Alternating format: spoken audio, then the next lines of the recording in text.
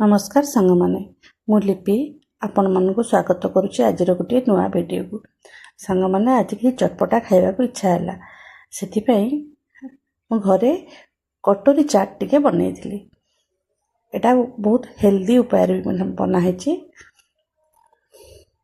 देखो ये मु 3 चामच आमर अटा नहीं आपण मैदा चाहिए मतलब नहीं पारे से मु किछि तेल पकई करी भल भाव मिसाई नेबी आउ स्वाद अनुसार लुण आउ किछि कला जीरा आपको पकई आपण भल भाव तेल को अटारे मिसाई नेबे। देखन सांग माने किपरि भल भाव एटा को अटा सहित तेल को मिसाई नउची। भल भाव मिसाई सारा पर आपन देखिबे जेमती ये अटाटी हाथ धरले मुठा होथबो।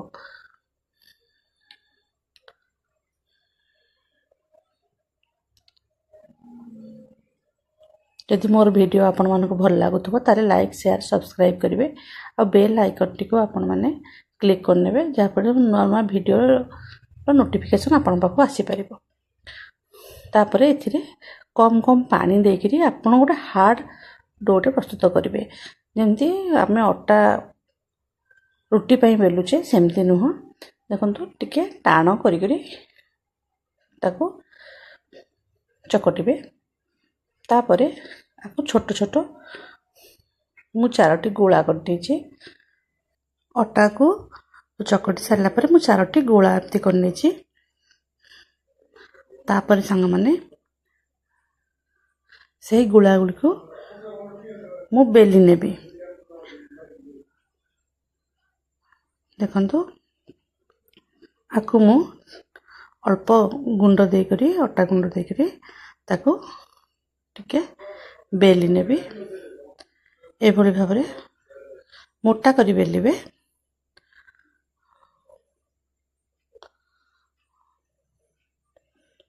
तापर सुन संग माने मु जो गिना रखी 4टी गिना रखी से गिना साइज रे ताकू पछा आड़े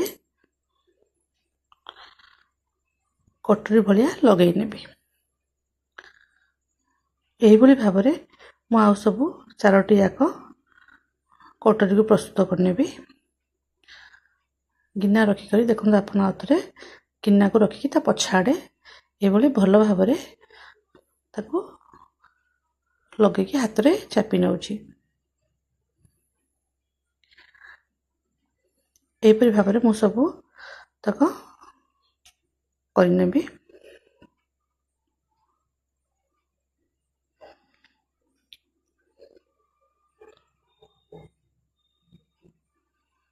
देखो सांग माने वर्तमान मोर 3टी हो जाइए।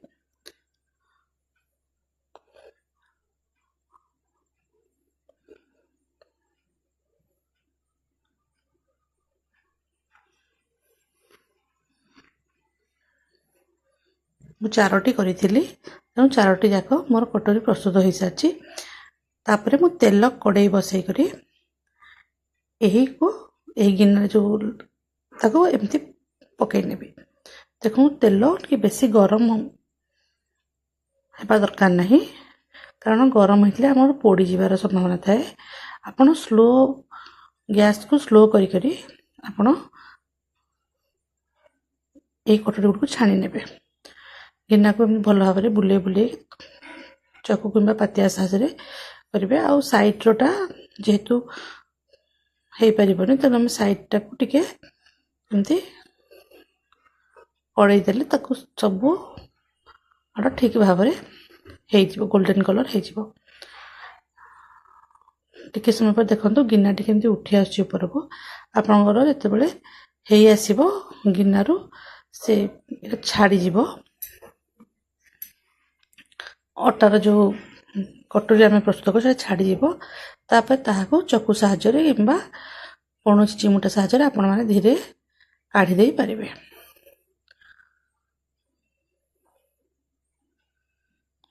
आराम से उठी जाउची।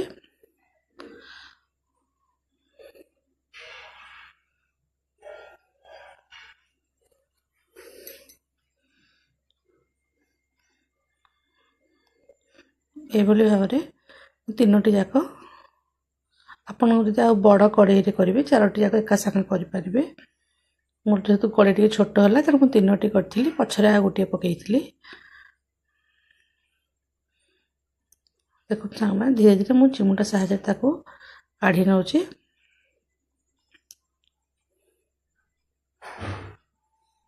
କାଢ଼ି ସାରିଲା ପରେ ସେ ଗିନାରେ ତେଲ ନେଇକରି ମୁଁ ସେ କଟୋରୀ ଭିତରେ କିଛି ପକାଇ ନେବି, ଯାହାଫଳରେ ଗରମ ତେଲ ପକାଇଲେ ଭିତରଟା ବି ଆମର ଭଲ ଭାବରେ ଗୋଲ୍ଡେନ୍ କଲର୍ ହେଇଯିବ।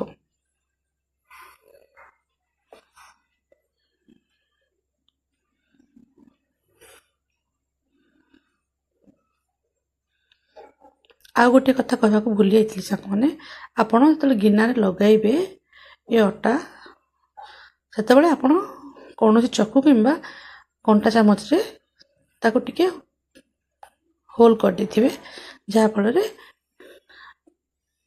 ଆପଣଙ୍କର କଟୋରୀଟି ଆଉ ଫୁଲିବ ନାହିଁ। ତାପରେ ଏପରି ଓଲଟେଇକରି ମୁଁ ସବୁକୁ ଦୁଇପଟ ସାଇଡ୍ ହେଇଯାଇଛି। ବର୍ତ୍ତମାନ ମଗୁଡ଼ାକୁ এই କଟୋରୀ ଗୁଡ଼ିକୁ ତେଲରୁ କାଢ଼ି ନେବି।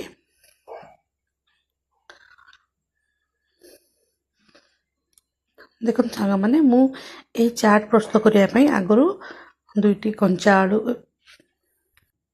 ସିଝାଇ କରି ଛୋଟ ଛୋଟ ପିସ୍ କରି କାଟି ନେଇଛି। କାକୁଡ଼ି ଗୋଟେ, ଟମାଟୋ 2ଟି, ଗୋଟେ ପିଆଜ ଆଉ କିଛି ଗଜା ମୁଗ ନେଇଛି।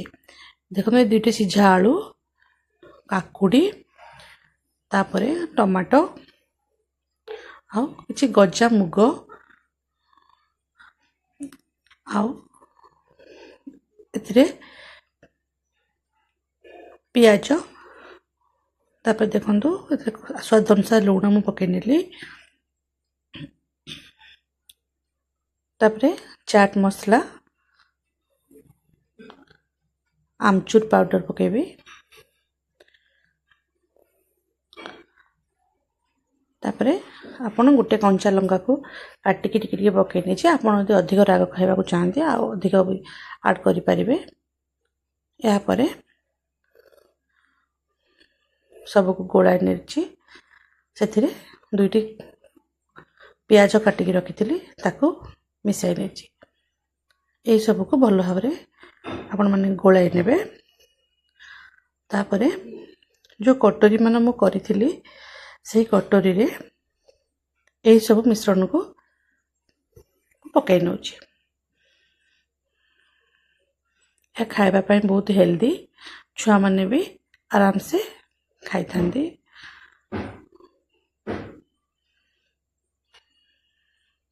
ଆପଣ ଏଥିରେ ଆଉ କିଛି ଆଡ଼୍ କରିପାରିବେ, ଯେମିତିକି ଭଜା ବାଦାମ, ନଡ଼ିଆ,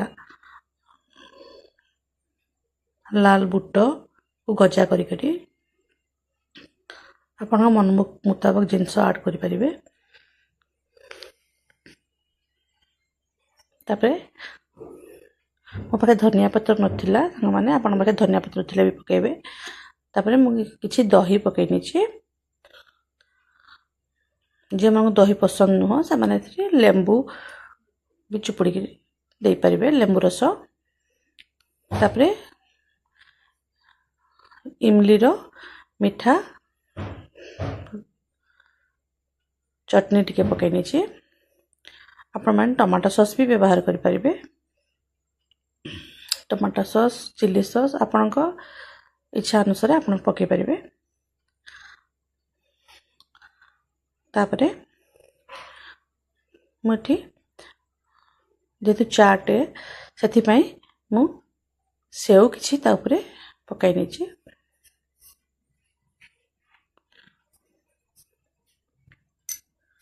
ଦେଖନ୍ତୁ ସାଙ୍ଗମାନେ, ବର୍ତ୍ତମାନ ଆମର କଟୋରୀ ଚାଟ୍ ପ୍ରସ୍ତୁତ ହୋଇସାରିଛି। ଆକୁ ଆମେ ସର୍ଭ କରିନେବା। ମୋର ଭିଡ଼ିଓ ଭଲ ଲାଗୁଥିଲେ ଲାଇକ୍, ସେୟାର, ସବସ୍କ୍ରାଇବ୍ ନିହାତି କରିବେ। ଆଉ ନୂଆ ନୂଆ ଭିଡ଼ିଓ ଦେଖିବା ପାଇଁ ଆପଣମାନେ ବେଲ୍ ଆଇକନ୍କୁ କ୍ଲିକ୍ କରିନେବେ। ଏତେ ସମୟ ଦେଇ ଦେଖିଥିବାରୁ ଧନ୍ୟବାଦ ସାଙ୍ଗମାନେ, ନମସ୍କାର।